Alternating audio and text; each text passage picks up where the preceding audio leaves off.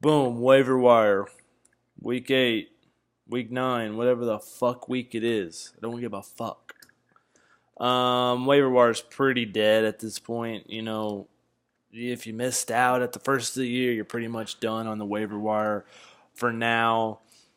Very boring waiver wire week, I'd say. You can go for Latavius Murray. You can go for Matt Forte. This is mainly at this point in the year, you're trying to fill a spot. You got your two running backs. You got your two wide receivers. You somewhat know who your flex guy is. You're dealing with fucking buys right now. You're dealing with injuries. So you're having to kind of slot some things around here. And if you were not watching the videos 2 weeks ago, week before that, you're fucked because those players are gone. Latavius Murray might be a guy you can grab just because his ability. He had a really good week last week. A lot of people started dropping him when they saw Jerick McKinnon had 2 good weeks in a row. But Latavius Murray had a real good week last week, over 100 yards, 113 yards. The TD had a real nice run. Hopefully that'll get him going. Other than that, Matt Forte, he's had 12 and 10 respectively the last 2 weeks, but he's in a backfield of a lot of guys. Jalen Rashad. Now, Marshawn Lynch has a 1-game suspension. Now, you could pick up Jalen Rashad and start him next week for the Raiders. That could be something that you do. He's playing the Bills, a pretty good Bills run defense, so that's going to be tough.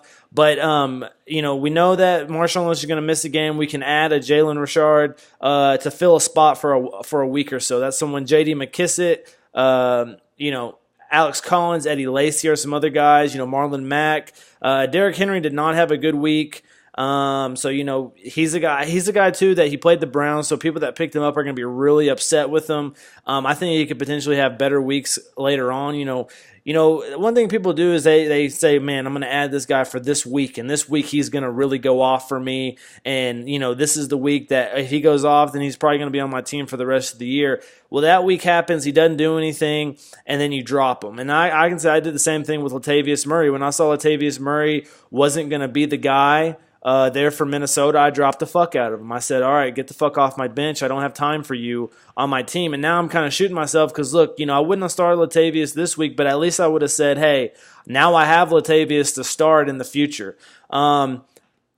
Dion Lewis had a pretty solid week. He had 60 receiving yards. He didn't get a TD. But good flex player, Dion Lewis. I started him in my flex this week. Orleans Darkwa did not have a huge week. I didn't think he was going to have a huge week, but he's a guy. Don't drop him. Keep him. Let's see how he does going forward. They do have a bye this week.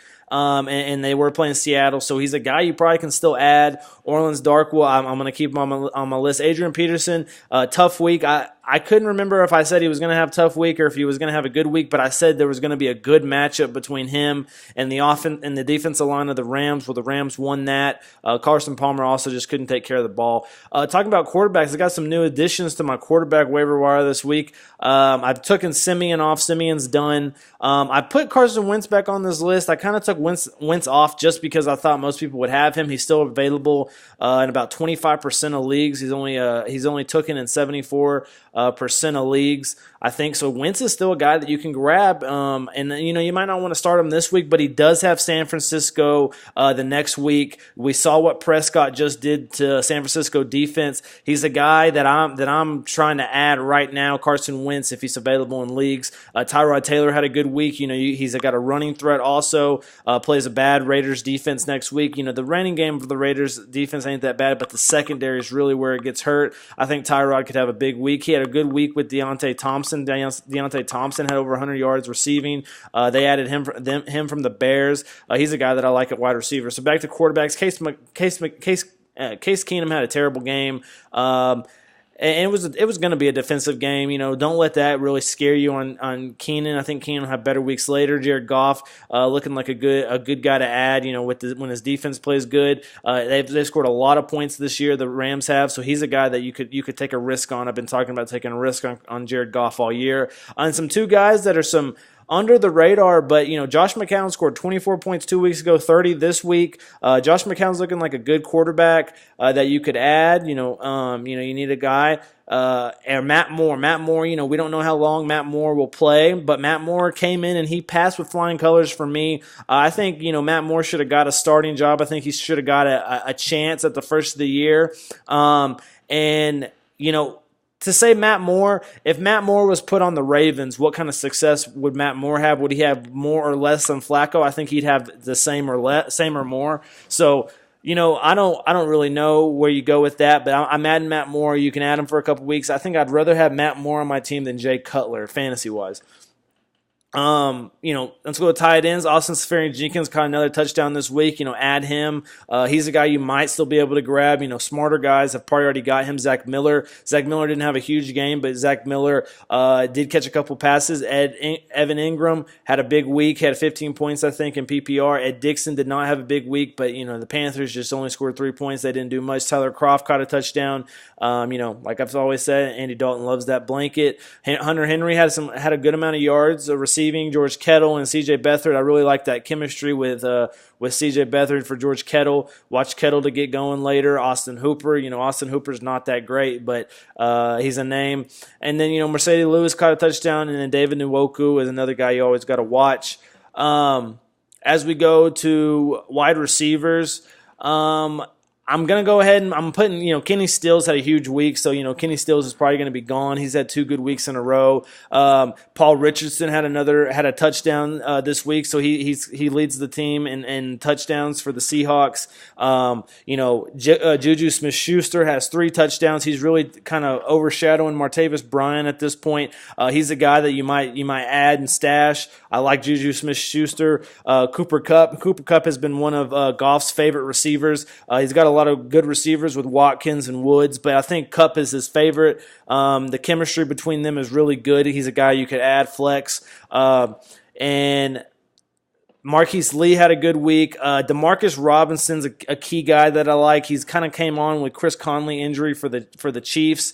He's looked really good so far. He's a guy I like. Robbie Anderson continues to catch a touchdown every once in a while. I like Robbie Anderson. Taylor Gabriel has struggled. Albert Wilson's kind of come up a little bit with the fact of Conley going down. Those 2 wide receivers, you can't really ever trust them, though. And then Tywan Taylor's a guy that's had 2 good weeks for the Titans. I like him. Benny Fowler didn't really pan out this last week. Other guys,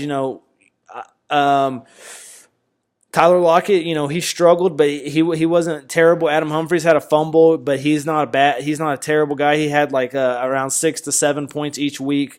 The last 3 weeks before that, Brandon Coleman caught a touchdown. He's another good wide receiver that, since Willie Snead's still out. Ted Ginn is someone that I picked up last week. If Ted Ginn is available in leagues, he had a really good week last week at 14, I think. And then you talk about kickers, Robbie Gould. Out of kickers on the list that I saw that are free agents, Robbie Gould has a good amount of points, has some of the most points. Kai Forbath had 24 points for the Vikings this week. I see that trend continue for the Vikings to kick a lot of field goals. Chris Boswell kicked tons of field goals for the Steelers this week. He's a real good kicker.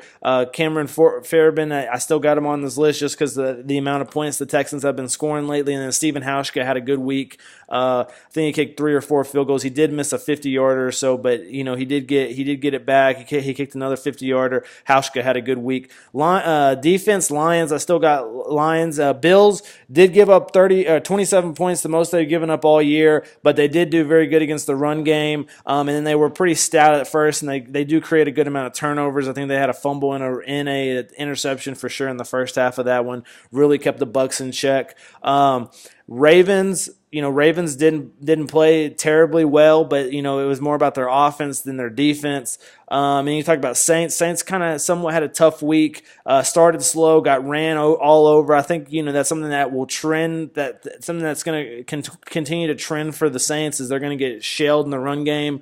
Their passing game has improved a bit, but at the same time you're playing Brett Hundley, so we'll see what goes on with the Saints going forward. And then Bears is my big ad of the week. They had 9 3 weeks ago, 17 last week, 37 this week, or 37 this week. They're very good at returning defensive touchdowns. So and they did that twice this week. They did it once last week. It's a defense I like. John Fox, you got to remember, he was in Denver with the Broncos in that time period when they really built that good defense. He's doing the same thing for the Bears now. He's building a really good defense, making it easy on that offense, and he's really done a good job of producing with little on the offensive end. Now the offense didn't do a whole lot on Sunday, but Mitch is managing games. They got Jordan Howard, a running back one, a big time running back. And then they got their little guy in the back, Tariq Cohen's. They got Zach Miller too at tight end. Their offensive line's somewhat coming together. And then the main thing that they need to work on is wide receivers. Now they have Cam Meredith, they have Kevin White, two guys that'll come back next year, but they really need to work. Maybe in the draft this year, draft a big wide out because their defense is looking good, but their offense is what needs help. The Bears are on the way up. Don't forget that.